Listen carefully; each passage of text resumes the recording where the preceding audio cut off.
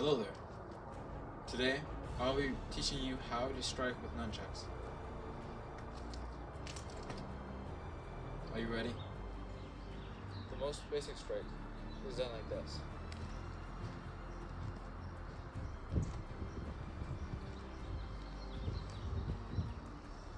Now I'll demonstrate how you do that. So I'll show you on this side.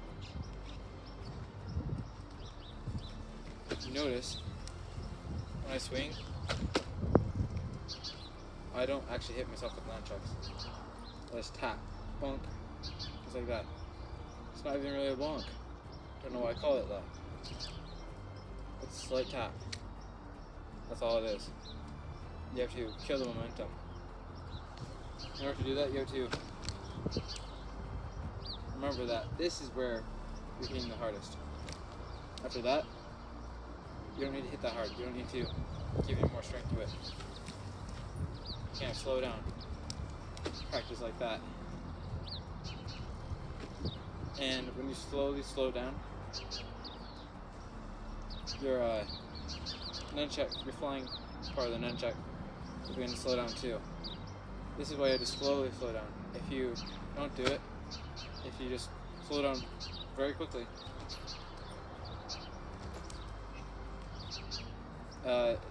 it hits a little bit harder, but it's still not that bad.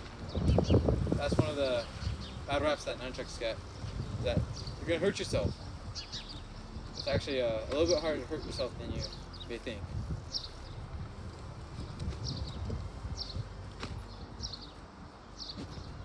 As you can see right now, I don't know if you can tell, but I'm hitting, swinging as hard as I can. And I guarantee you, I'm feeling no pain.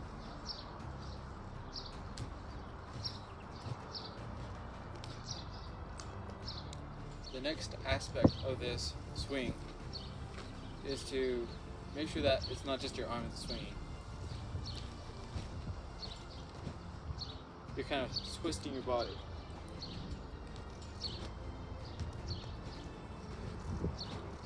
Give more power into the swing. One of the dangers of training with nunchucks and thinking that you've got it mastered is that you don't train with any hard physical substances. So right here, we've got a metal stick covered in foam. And on this stick, you can practice hitting hard substances, because not much stuff that's harder than metal. And now you may ask, where do you hit on the nunchuck? Well, it depends on the strike that you're wanting to do. If you're wanting, like I did before, to the strike complete itself, then you're going to not want to hit anywhere farther in the nunchuck than here. Because once you get to that point, it gets a little bit harder to control. When you're done swinging, you might go a little bit crazy. But if you get to right here, it'll be fine. And it'll slide right off. I'll show you.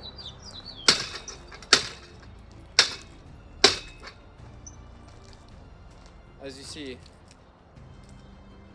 I hit mainly right here. And I was able to follow through with each of my swings. And I didn't hit as hard because I didn't want to break this. It's a little bit fragile, even though it is metal. But you can see that if I did have all the momentum I would have had with a normal swing, a hard, powerful swing, then it would have definitely followed through. It even did at a half power. So there's no doubt that it would follow through in full power.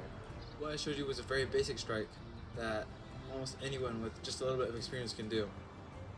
A lot of people say that nunchucks require a huge amount of expertise to be able to control and to manage.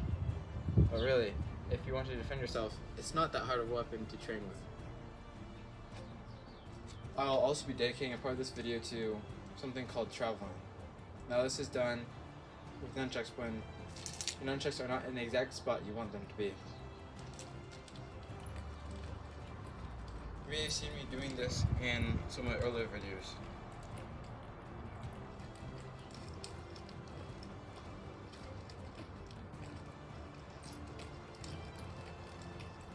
This is called traveling. When you want to be able to get to another position with your nunchucks, this is a great way to do it.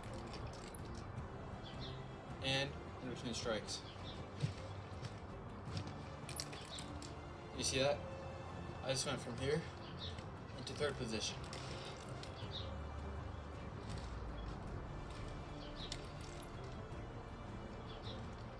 Now, traveling isn't meant to be really a position, although it can be, depending on the situation. Your weapon should be moving as much as possible. That's one of the ways to keep the enemy at bay. But this is also a vulnerable position that you are in.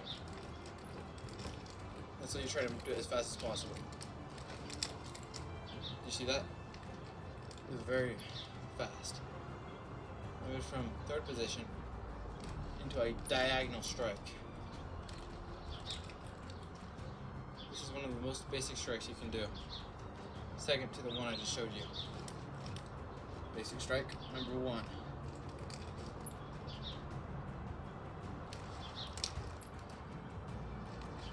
Diagonal strike. Other hand.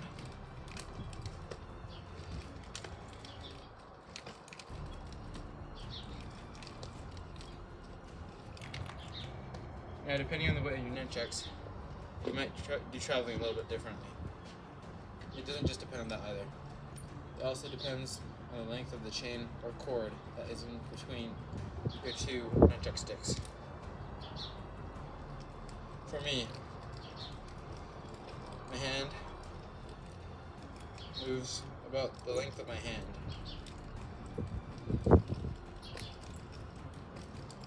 Because it takes a little bit more strength to move these more than 1.5 pound nunchucks.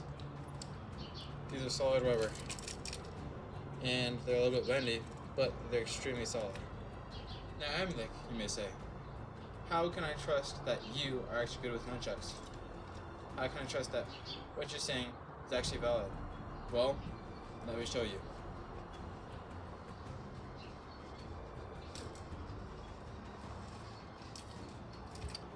Look at that. You can hide them in your pocket, like I said before.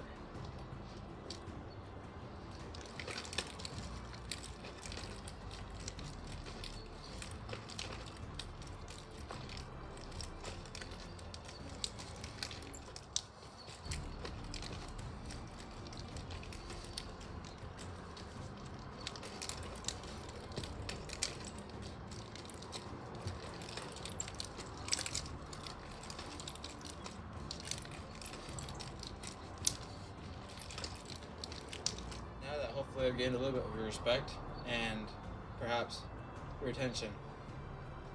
I'd like to tell you that the spins that I did in that video, they're not very good for self-defense. They're good for perhaps intimidation, but that's all. They're cool for demonstrations, but that's not going to really help you. A spin attack like that,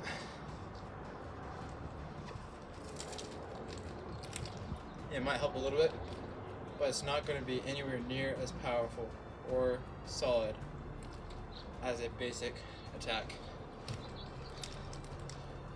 The simplest attacks are often the most powerful. Remember that. Well, it's the end of the video, and I hope you learned something new. Thanks for watching, and see you next time.